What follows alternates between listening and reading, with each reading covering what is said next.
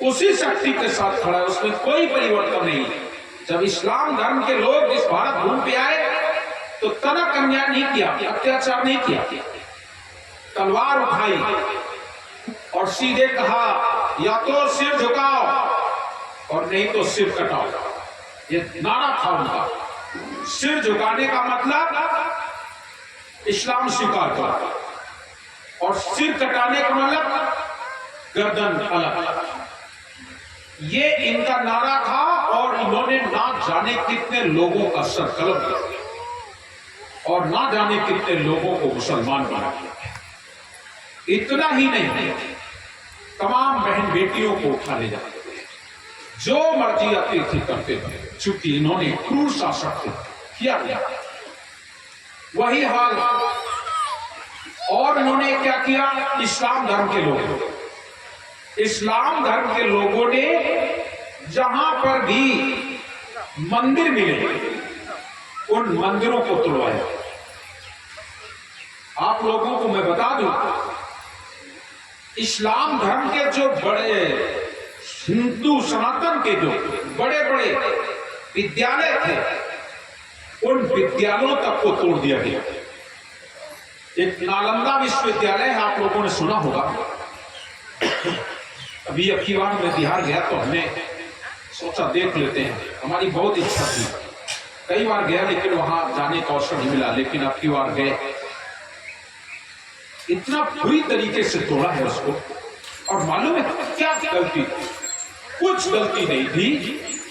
ये मुसलमान एक शासक था, खिलजी करके, उसे उसका नाम याद नहीं आ रहा है, वो बीमार था और ये नालंदा विश्वविद्यालय अंतरराष्ट्रीय विद्यालय, देश विदेश के लोग वहां पढ़ने आया करते, देश विदेश के लोग, अच्छा विद्यालय। जो वो बीमार हुआ तो उसने कहा मुझे कोई छुए ना और मुझे कोई ठीक कर दे, मुझे कोई ठीक कर दे। तो एक वैज्ञानिक था, उसने कहा ये मुसलमान है, ये कुरान पढ़ सकता है।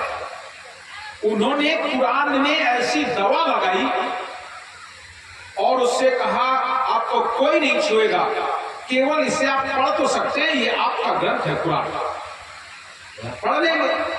और ये मुसलमान भाई जब पढ़ते हैं तो मुंह में उंगली डाल करके थूक से पन्ने को पलटते हैं। और आप लोग भी, बहुत से लोग ऐसा करते हैं जबकि नहीं करना चाहिए।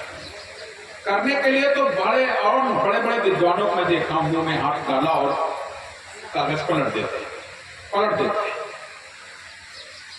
ये उससे करना नहीं चाहिए, लेकिन इस्लाम धर्म में इसका कोई मतलब नहीं ना, वो छूत समझते नहीं, उसको झूठा नहीं समझते। तो वो जब कुरान का पढ़ता था तो मुंह में उंगली डाल के कागज को पलट देता। उस कागज में लगी हुई दवा उसके मुंह में जाती गई और वो कुछ दिन बाद ठीक हुई। जब ठीक हो गया तब उसको लगा मैं ठीक कैसे हो गया, मुझे किसी ने छुआ नहीं, क्या हुआ? उसने उस कुरान को चेकअप करवाया तो पता लगा इसमें दवा लगा।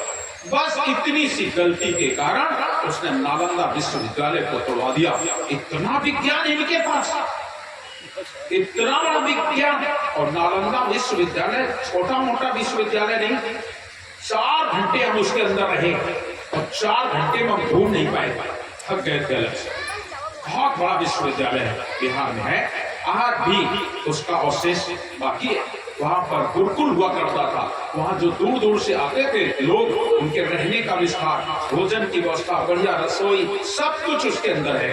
और वहां पर पढ़ते थे बच्चे। ऐसा हमारा भारत देश, और उन्होंने ऐसे नालंदा जैसे विश्वविद्यालय को तोड़वा दिया गया। आज खंडहर पड़ा हुआ है, आप देखेंगे जाकर के, बड़े बड़े स्तूप बने हैं उसके अंदर, बड़े बड़े वो, चूंकि बौद्धिस्ट लोग उसमें भी रहा करते थे, बौद्धिस्टों का भी ज्यादा उसमें हुआ करता था, लेकिन पूरे विश्व से वहां लोग पढ़ने आया करते थे। वो नालंदा विश्वविद्यालय मुसलमानों ने तोड़वाया। मुसलमानों ने ये जो आज वेद है, वेद में 7 करोड़ महामंत्र थे, 7 करोड़, लेकिन आज नहीं है। आज केवल 1,18,000 और कुछ हैं, बाद बाकी सब खत्म हो गए। क्यों? क्योंकि इन्होंने हमारे वेदों को भी जला दिया। जला देने के बाद जो शेष बचे वो इकट्ठा किए, नहीं तो वेदों में 7 करोड़ महामंत्र हुआ करते, एक तो नहीं।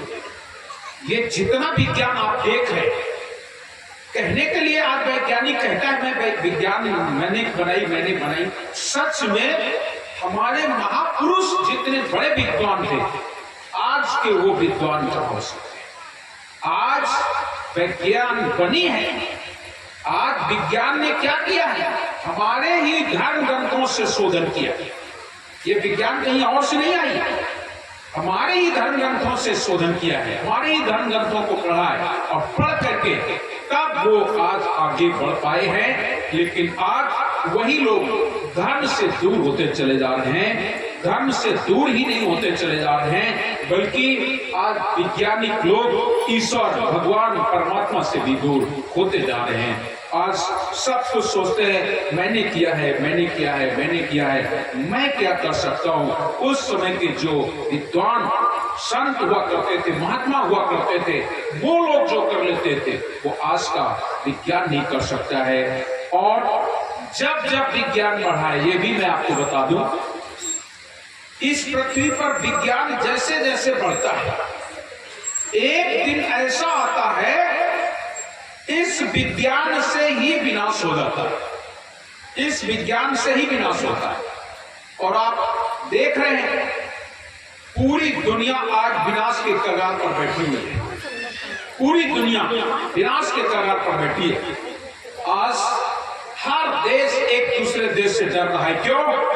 इतने इतने बड़े हथियार बना के रखे हैं, जिन्होंने परमाणु बम जैसे न्यूक्लियर बम बना के रखे हैं, मिसाइलें बना के रखी हैं। क्यों? एक एक मिसाइल, एक एक बम ऐसे ऐसे हैं, एक एक प्रांत को उड़ा देंगे, ऐसे ऐसे बना के रखे। इसीलिए हर आदमी एक दूसरे से डरता है, कहीं ऐसा ना हो जाए, कहीं ऐसा ना हो जाए। और ऐसा हो ना जाए, बल्कि होगा, ये तो होना ही होना है, ये होना ही होना है। तो विज्ञान का आविष्कार हमारे ही धर्म ग्रंथों से हुआ है। जितनी भी आज पढ़ाई हम पढ़ रहे हैं, ये आई कहां से? धर्म ग्रंथों से आई है। तो आज पिछले दिनों सिकंदर ने देखा कि 14 अरब ज्ञान लिख गया और किसी ने छुआ नहीं। कौन है ऐसा संत? और उसके मन में डर सताने लगा। ऐसा संत जिसने किताब नहीं छुई, कॉपी नहीं छुई और सारा का सारा ज्ञान लिख गया, मेरा इस्लाम खतरे में है। जैसे ये बात उसके मन में आई, मेरा इस्लाम खतरे में है, अब उसके अंदर ही अंदर डर सताने लगा। ये ज्ञान अगर पृथ्वी पर बना रहेगा तो एक दिन पूरा का पूरा इस्लाम समाप्त हो जाएगा। ऐसा मन में विचार करके और उसने वो जितना ज्ञान था, जितनी पुस्तकें, सब के सब उसने जमुना के किनारे गड्ढा खुदवा करके सब के सब चुकवा दिया, बंद कर। ऐसा शासक था। जिस समय उसने सब कुछ बंद करवा दिया, कागज लिखा हुआ गड़वा दिया, जब कागज गड़ गया, सारा ज्ञान गड़ गया, तो उसके शरीर में चिंता हो गई और उस चिंता के कारण उसके अंदर जलन की बीमारी पैदा हो गई। शरीर जलने लगा, तपने लगा। और जिस समय शरीर जलने लगा, अब वो परेशान है। मुसलमान वैद्य हकीम बुलाए जाने लगे, चौन आए दवा करें। लेकिन हमेशा याद रख लेना, रोग की दवा होती है। आपके अंदर कोई बीमारी है तो दवा हो जाएगी, लेकिन तुम्हारे अंदर रोग तो कुछ और है, दवा कुछ और हो रही है। तुम्हारे जीवन में रोग तो कुछ और है, रोग की जड़ किसी को पता नहीं है और आप दवा दे रहे हैं, कैसे ठीक होगा? आज भी सजरों उसका रोग ठीक नहीं हो रहा। बड़े बड़े वैद्य, बड़े बड़े डॉक्टर सब के सब आ रहे हैं, लेकिन उसको तो एक ही डर था, मेरा इस्लाम खतरे में। इस बात को किसी से बता नहीं पाता था, अंदर ही अंदर बोलता था मेरा इस्लाम खतरे में। ऐसे संत हैं भारतवर्ष के अंदर, ऐसे संत महापुरुष हैं इस दुनिया में जिनके केवल योग दंड के छुआने मात्र से पुस्तकें लिख जाए, तो मैं तो फेल हूं इसके आगे। बस उसके अंदर वही जन्म की बीमारी तैयार है। अब लोग उसको दवा दे तो दवा कैसे कारगर होगी, कहां लगेगी, नहीं लगा। उसने तमाम पीर फकीरों को बुलवाया और पीर फकीर उसका दर्द ठीक नहीं कर